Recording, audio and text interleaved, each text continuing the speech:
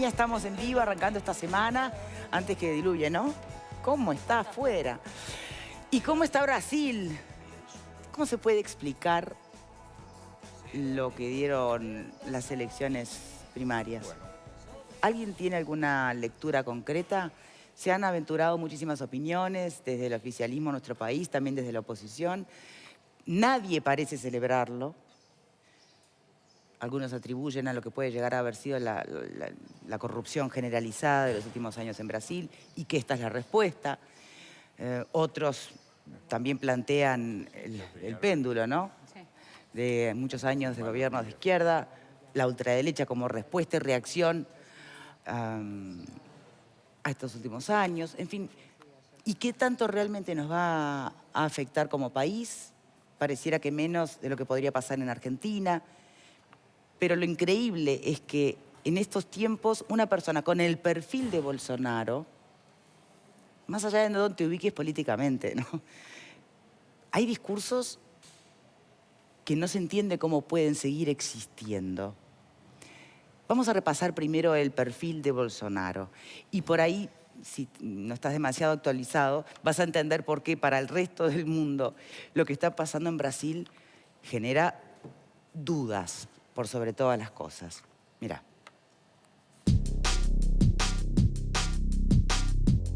Defensor de la familia tradicional, de Dios y del porte de armas, el diputado ultraderechista Jair Bolsonaro sobrevivió a una puñalada y a su propia trayectoria gris para colocarse como favorito en las presidenciales de Brasil. A menudo apodado el Donald Trump de Brasil, este ex capitán del ejército de 63 años impulsó su campaña a través de las redes sociales con un discurso antisistema en un país en crisis política, económica y de seguridad. Bolsonaro se hizo más conocido por su retórica inflamada y sus comentarios de tintes homofóbicos, misóginos y racistas que por su labor de casi 30 años como diputado, en las que logró hacer aprobar apenas 2 proyectos de los que pocos se acuerdan. El mes pasado estuvo a punto de morir cuando un hombre le asestó una puñalada en el abdomen en un acto en Minas Gerais. No pudo retomar la campaña en las calles, pero estuvo activo en redes sociales y aumentó sustancialmente su ventaja en las encuestas sobre su perseguidor, Fernando Haddad. Nació en 1955 en Campinas, cerca de San Pablo, en una familia de origen italiano. Bolsonaro forjó su carrera principalmente en Río de Janeiro, donde fue electo concejal en 1988 y donde obtuvo su primera banca como diputado federal 2 años después. Católico, tiene 5 hijos de 2 matrimonios, 4 varones, 3 de los cuales forman parte de su círculo más próximo, y una niña que, según dijo en una ocasión, significó una debilidad de sus capacidades. En 2003, Bolsonaro le dijo a una diputada de izquierda que lo acusaba de incentivar las violaciones, que ella no merecía ser violada. Después, quiso aclarar al diario Cero Hora y dijo que no merecía ser violada porque era fea. Cientos de miles de mujeres se manifestaron el 29 de septiembre pasado en varias ciudades al grito de "El no". En 2016, elogió abiertamente a un torturador de la dictadura de 1964 a 1985 y dijo que esa dictadura debía haber matado a más gente. También hicieron correr tinta sus declaraciones homofóbicas. En una entrevista con la revista Playboy en 2011, dijo que preferiría que sus hijos muriesen en un accidente de tránsito a que sean homosexuales.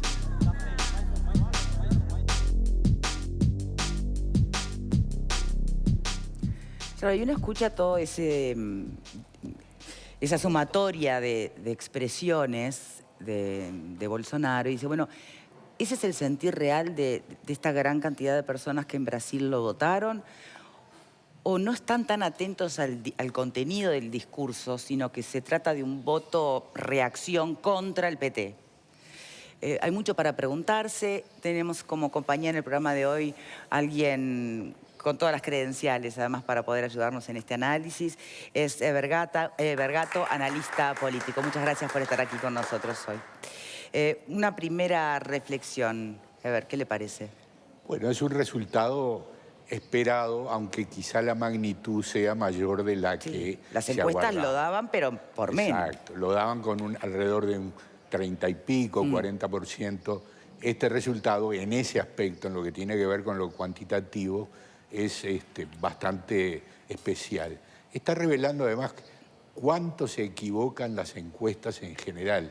Las últimas encuestas en Latinoamérica han dado en general resultados no esperados. Sí. Esta confirma esa misma tendencia, ¿verdad? Sí. Ahora, El tema es por qué pasó esto, qué significa, qué causa Exacto. tiene, cómo explicarlo, ¿verdad? En primera instancia, el apoyo es porque realmente los brasileros en este porcentaje tan alto tienen el mismo discurso, es decir, se han rebelado contra el lobby LGBT y entonces dicen al diablo con todo y vamos por...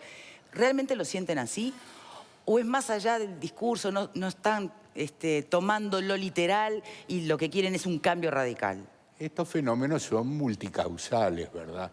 No hay una sola explicación para entender por qué el pueblo brasileño se expresó como lo hizo. Aportar explicaciones, a mí me parece que hay algo que es central en esto y que ayuda a entender lo sucedido. Y es las características políticas de la tradición cultural brasileña. Para los brasileños, los partidos políticos tienen poca presencia.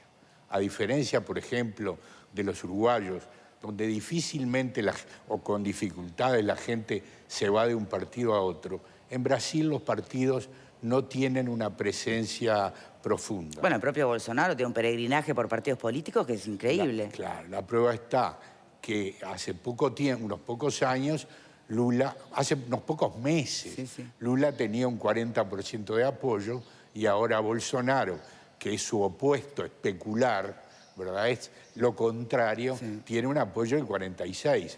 ¿Qué significa esto? Que la gente vota mucho más a las personas, a los candidatos, que a los partidos.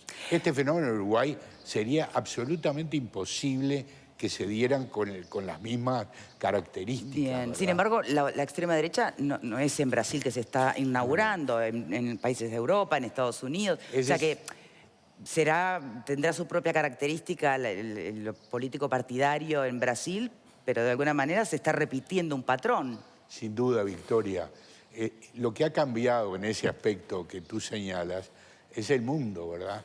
Hace 100 años, en 1918, digamos 100 años atrás, la gente tenía una expectativa de cambio sociopolítico muy diferente a la que tiene ahora. Me explico.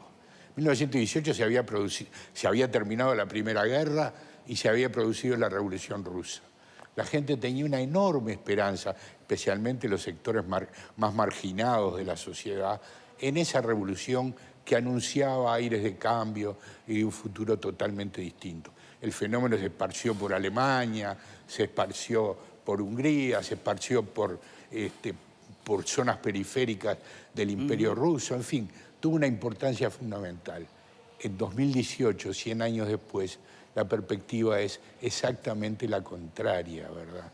¿Qué pasó en estos 100 años? Bueno, se derrumbó el sistema soviético, se derrumbó la esperanza en un cambio fundamental en las condiciones de la sociedad, se terminó de alguna manera el impulso de la socialdemocracia nórdica. O sea, las esperanzas esas que estaban tan fincadas en el cambio político que podía generar la izquierda en este momento, desde comienzos del siglo XXI, han cambiado. La segunda vuelta de la izquierda, si tú quieres, que fue todos estos regímenes populistas de Brasil, Argentina, Venezuela, Ecuador, casi todos se han derrumbado. Y eso ha dado paso. Se han derrumbado por condiciones muy diferentes en cada uno de los países. Pero lo cierto que como fenómeno sociopolítico, ese segundo impulso posterior a la caída del Imperio Soviético de los populismos de izquierda latinoamericanos también se dio. Y a lo que presenciamos ahora, y creo que es lo que se viene son populismos de derecha ahora. Estos no, los que cayeron son populismos de derecha. También hay un revival de populismos de derecha. Hay en Europa, con Polonia, Hungría, que tienen regímenes de populismo claramente de derecha. Y de alguna manera Bolsonaro, todavía no podemos decir demasiado de cómo va a actuar, pero todo hace pensar que es un populista de derecha, un hombre que tiene una relación directa entre él y el pueblo. No hay un partido que esté intermediando, un hombre que tiene un fuerte sentimiento antiextranjero, un individuo conservador en sus posiciones culturales, un neoliberal político que también es una característica de estos populismos de derecha.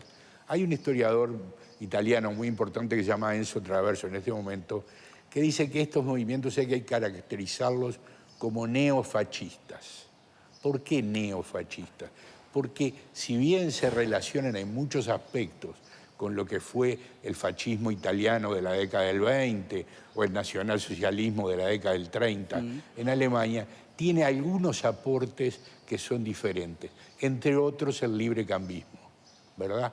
Que el fascismo no lo tenía, el fascismo era fuertemente estatista, Sí. La economía estaba regida en gran medida por la actuación del Estado, mientras que el populismo de derecha actual es neofascista, ¿por qué? Porque apuesta al mercado y no al Estado, ¿verdad? Bien. Panelistas, Vox Populi, Vox Dei. Nunca una elección brasileña como esta estuvo tan ausente de la agenda uruguaya hasta el día mismo de las elecciones. Muy curioso, a mí me llamó la atención cómo cada tanto, de lo único que se hablaba era de la supuesta popularidad que tenía Lula estando preso. Popularidad medida por las encuestas que le erraron por 20 puntos en este resultado y que multiplicaron por 6 la diferencia entre el primero y el segundo, por 6, digamos, el margen de error técnico. O sea, se confiaba en la encuesta que decía que Lula iba primero, la misma encuesta que le erró por 22 puntos el resultado final. O sea, de lo que se hablaba era de eso y de las frases pintorescas de Bolsonaro. Como si eso fuera el programa de Bolsonaro. Como si eso fuera en Uruguay, por lo menos visto desde los medios masivos de Uruguay, de la mayor parte de ellos y de las personas más influyentes en los medios de comunicación, como si ese fuera el leitmotiv. Como si la gente fuera a votar en función de lo que piensa Bolsonaro de los gays o de lo que le dijo una muchacha si la iba a violar o no. Esa cosa pintoresca que estos líderes populistas... ¿No es justo el perfil que se muestra acá? Todos los líderes populistas usan ese tipo de argumentos, de frases de efecto, no porque vayan a aplicar una política. ¿A qué se le ocurre que en Brasil van a hacer una política, yo qué sé, de persecución a los gays como hay en los países musulmanes, por ejemplo, que los cuelgan de las grúas o que tiran a las mujeres de los edificios? ¿A quién se le ocurre que eso puede ocurrir? A nadie, ¿verdad? A nadie que esté en su sano juicio puede pensar, concebir la idea de que un gobierno en Brasil vaya a poner en práctica una política de este tipo. No está en el programa de Bolsonaro tampoco, yo estuve leyendo el programa de Bolsonaro. No hay ningún punto en el programa de gobierno que tenga que ver con estas cosas pintorescas que, digamos, condimentan una crónica muy pobre, a partir de la cual se hace un análisis mucho más pobre aún del resultado electoral. Cuando se dice es una reacción, no es solamente una reacción contra Lula, contra todo lo que robaron, que son millones y millones, tiene 6 o 7 juicios, condenas firmes en 6 o 7 juicios y esperan algunos todavía. Todos los partidos aliados con Lula pagaron el precio. Dilma salió tercera, otra que figuraba primero en las encuestas en Minas Gerais, Suplicy figuraba primero en las encuestas, todos figuraban primeros en las encuestas, hasta que la gente votó y no entró ninguno de esos. El MDB, el partido del señor Temer, que está ahora en el gobierno, que era aliado de Lula, sacó un 1,2%. 1,2%. El PSDB, otro gran partido de Fernando Henrique Cardoso, una figura prominente, que llevaba como candidato a Geraldo Alckmin, ex gobernador de San Pablo, un estado muy poderoso, sacó 4% de los votos. 4%. Las primeras espadas de Lula en todos los estados brasileños, con excepción de Bahía, con el señor Wagner, todas las espadas de Lula perdieron todas las elecciones por destrozo. ¿Qué significa esto? ¿Significa que la gente votó por las frases pintorescas que condimentan estas crónicas del señor Bolsonaro? No, claramente no. ¿Hubo una desilusión? Bueno, puede decirse. En general, todos los gobiernos siempre se quedan cortos en el cumplimiento de las promesas y yo no creo que se pueda decir hay desilusión por lo que hizo el PT porque todos los gobiernos se quedan cortos en las promesas. No hay desilusión por lo que hizo o lo que dejó de hacer. Hay desilusión por lo que robaron. Entonces, ¿es desilusión o es enojo? Este resultado que muestra. Había una organización para delinquir que se apoderó del aparato del Estado en connivencia con los grandes grupos empresarios para repartirse las principales obras públicas. Embolsaban millones y millones de dólares. El señor Pimentel, que perdió la reelección en Minas Gerais, estuvo acá en Uruguay haciendo la intermediación por la empresa OAS y le pagaron $1 millón, 3 millones de reales por hacer la gestión. ¿De qué estamos hablando? ¿Vamos a hablar de la frase del señor Bolsonaro sobre los gays? ¿O vamos a hablar de la gigantesca, enorme corrupción que llegó a Argentina, llegó a Perú, llegó a Venezuela, llegó a Ecuador, llegó a Panamá? No hay país de América donde la corrupción brasileña no la haya certificado por intermedio de estas empresas alentadas y con el lobby del señor Lula y de todo el partido de gobierno. Más que reacción, enojo. ¿Qué más? ¿Cómo lo entendés vos? Mira, yo creo que ¿Cómo se explica este triunfo de... decir que lo de Bolsonaro son frases pintorescas es de una frivolidad política que a mí me asusta. Hoy leía un tuit de un joven blanco que decía: los liberales que miran con alegría el festejo el triunfo de Bolsonaro me hacen acordar a los comunistas que aplaudían a los comunicados 4 y 7 en 1973 de los milicos peruanistas. Brasil, vos populi vos dei, vamos a entendernos. Si hay democracia, si no hay fraude, la gente... Pero para mí esto es como si los peruanos hubieran votado... ¿No se equivocan las mayorías? Perdón, tienen derecho a equivocarse, esa es la única diferencia.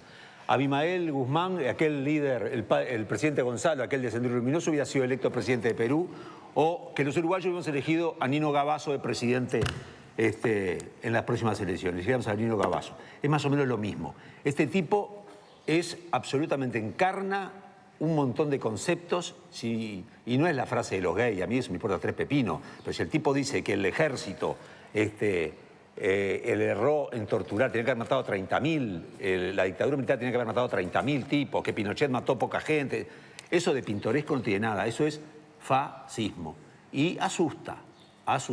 Las causas, yo creo que, sin lugar a duda, el PT es gran responsable de todo esto. Si tuviste 12, 13 años en el gobierno y lográs de que te voten al otro, evidentemente metiste la pata del cuadril. Pero eso no significa de que me alegre, al contrario, me da mucha tristeza y mucha preocupación.